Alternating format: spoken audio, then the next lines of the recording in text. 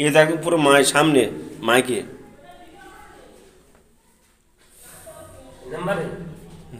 মেশিনের উপরে একদম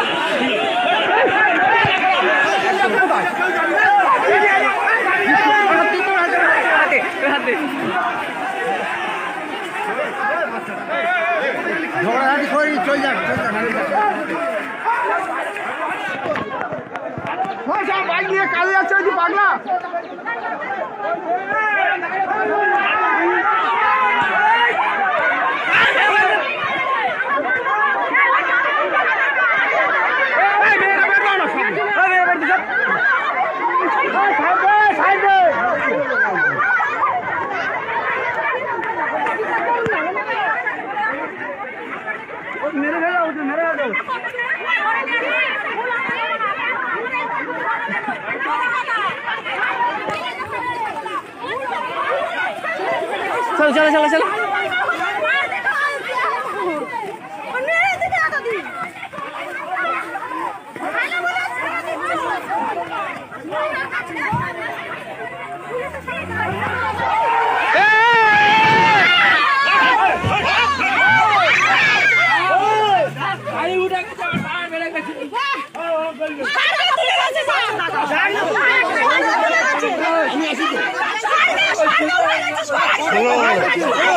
আমাকে ঘেরাও করে রাখো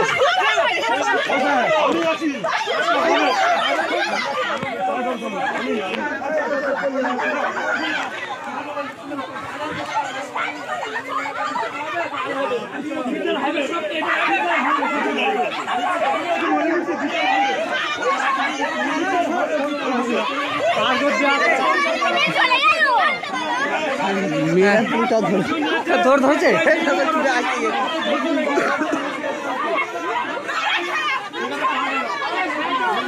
দুজন তো হ্যাঁ এটা মহিলা এটা ওর মা মনে হচ্ছে কি জানি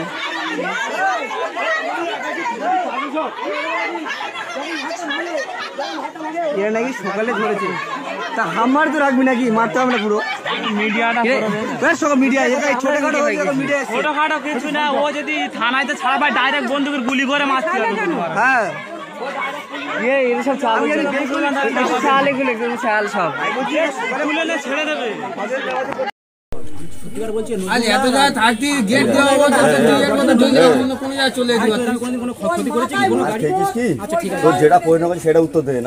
মসজিদে পেশাব করলে কেন তুমি মেশিনের উপরে পেশাব করেছো তুমি ওখানটা ফটোটা তুলে আনবে তুমি যাও ওখানটা ফটোটা তুলে আনবে ছোট ছোট করবি না আচ্ছা রবিন ভাই পাশে রবিন আসুন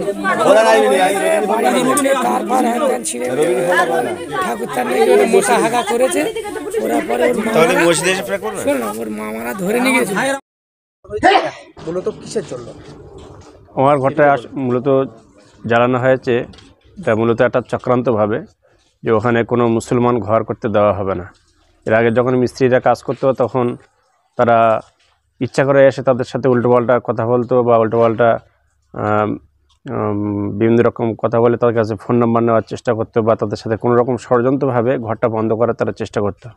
মূলত একদিন একটা লেবার কাজ করছিল, তাদের কাছে ইচ্ছা করে ফোন নাম্বার নিতে এসছে, সে ফোন নাম্বার দেয়নি বলে তাকে মিঠু দেবনাথ বলে তার বউ ফোন নাম্বার নিতে গিয়েছিল।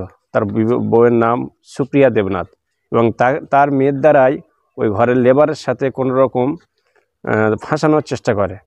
মূলত তার কাছ থেকে চাবি কেড়ে নেওয়া হয় এবং চাবি কেড়ে নেওয়ার পরে তাকে পঞ্চায়েত প্রধান মনোরঞ্জন পাটোয়ারি তাকে খবর দেওয়া হয়। তার বাড়িতে চাবি আনতে যাওয়ার পরে সে বলল আজকে চাবি দিতে পারবো না, কাল সকালবেলা দেবো।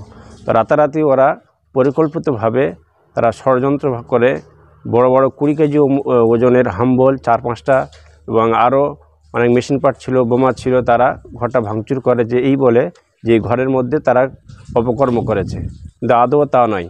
তাকে জোর জবরদস্তি করে ঘরের চাবি কেড়ে নেওয়ার পরে তারা এই জিনিসটা ঘটায়। আপনার জায়গার উপর আপনি ঘর করছিলেন? হ্যাঁ, এটা আমার পৈতৃক সম্পত্তি বা বাবার জায়গার উপর। এলাকার প্রধান এই বিষয়টা জানে কি? হ্যাঁ, প্রধান বিষয়টা জানে, বা যখন ঘর ভাঙচুর করা হয়, যখন ঘর জ্বালানো হয়, তখন প্রধান ওখানে দাঁড়িয়েছিল। কি নাম প্রধানের? প্রধানের নাম মনোরঞ্জন পাটোয়ারি। উনি কি বললেন? উনি থামানোর চেষ্টা করেন, কিন্তু তারপরে তাকে ধাক্কা দেওয়া হয়, তাকে হেনস্থ করা হয়। ওই পটের লোক রবীন নস্কর বলে নাম, সে কোনো রকমভাবে মানেনি বা প্রধানকে।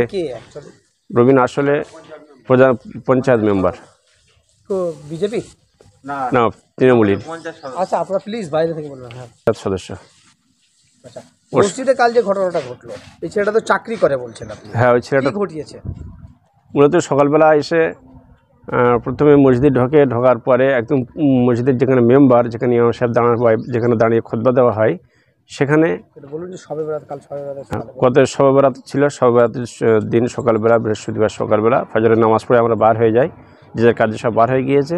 মসজিদ বন্ধ ছিল, নিজে নিজে খুলে সেখানে মেশিনের উপরে দাঁড়িয়ে পেশাব করে, এবং সেখানে বড় পার্টি বিছিয়ে বসে, এবং সেখানে কী করতে চাচ্ছিল জানি না। আমরা হাফেজ আলী হোসেন আছে বা গ্রামের কয়েকজন পিছনে ছুটে এসে দেখে ওখানে অপকর্ম করছে, সে চেন লাগাচ্ছে, পেশাব করার পরে চেন লাগাচ্ছে। তাকে আবার মসজিদ থেকে বার করে আনার পরে জিজ্ঞাসাবাদ করাতে সে বলছে যে আমাকে পাঠানো হয়েছে। কে পাঠিয়েছে? বাড়ি ওকে নিজে খাতা লিখেছে এবং মৌখিক বলেছে রবীন নস্কর বা অশোক নস্কর, আরও কয়েকজনের নাম করছিল। রবীন নস্করটা কে? রবীন নস্করের যে পঞ্চায়েত সদস্য, কিসের? তৃণমূল সদস্য। আর অশোক নস্কর ওরা বিজেপি তৃণমূলের কাজ করে। কালকের এই বিষয়টা বলুন একটু। কালকের বিষয়টা আমি ওটা মালানা জানি, যেটা ঘরের কথা ওটা আমি বলতে পারবো, সদস্যের নামগুলো বলে দিচ্ছি। ঘরেরটা বলুন, ঘরের বিষয়টা কি হয়েছিল? ঘরের বিষয় আমরা যেটা দেখি, প্রধান ওখানে ছিল, ওরা হঠাৎ, আমরা কেউ কিছু জানি না, ওরা এসে ঘরে আগুন জ্বেলে বড় বড় হাম্বর নিয়ে ভাঙছে। আমাদের মুসলমানের ছেলেরা কিছু হয়েছে, আমাদের কেউ লাভ দিতে দেয়নি, আশাটা সবাই ছিল ও রবীন সদস্য প্রধানের কাছে। ওরা আমরা আমাদের ওখানে যেতে যাইনি ঘরের কাছে, পুলিশের ওখানে ছিল। কী হয়েছে অতটা আমরা জানি না, আমাদের এই রাস্তার নিচে আমাদের লাভ দেয়, এইটুকুই আমরা জানি। ওই ওদিকের লোকরা সবাই ঘরদোর ভাঙছিল, প্রশাসন ওদেরকে তাড়া নিয়ে আমাদেরকে তাড়ে সব রাস্তা থেকে তুলে দিয়েছিল। আর যখন ফায়ার ব্রিগেড আসে তখন ওই ঘরটা আগুন জ্বলছিল নিবানোর জন্য।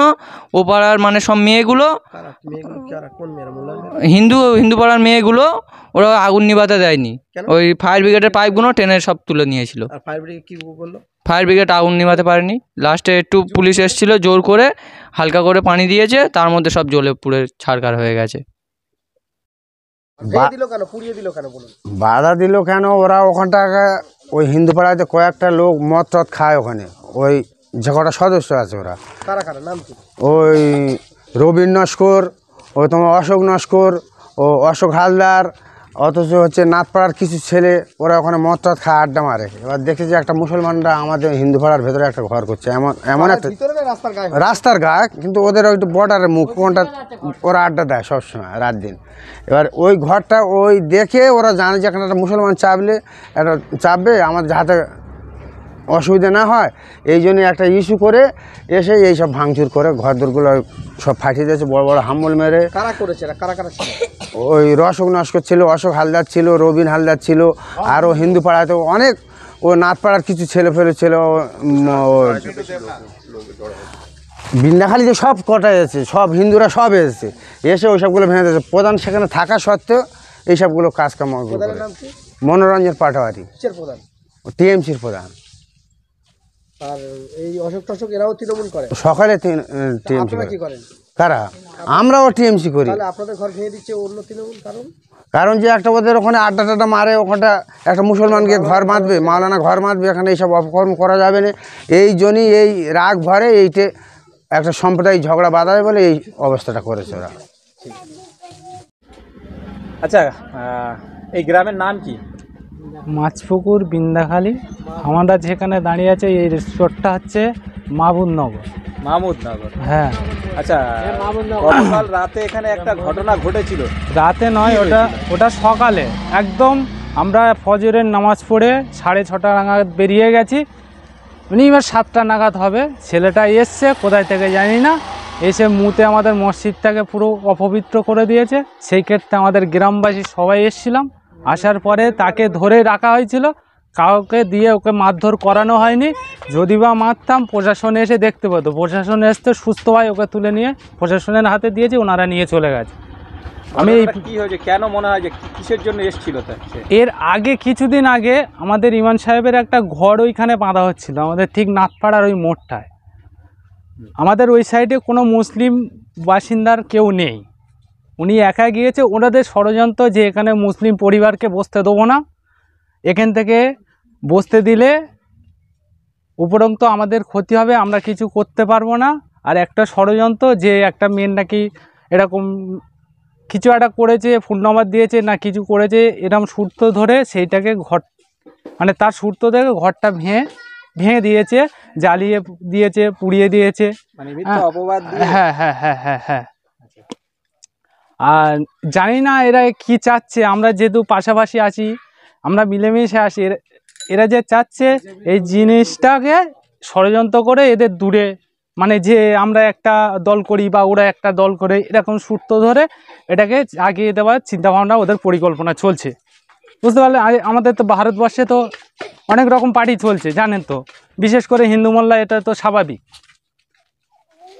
আপনারা সবাই একসঙ্গেই বসবাস করেন, একটা চক্রান্ত করে একটা গন্ডগোল লাগানোর চেষ্টা হচ্ছে আপনি মনে করছেন?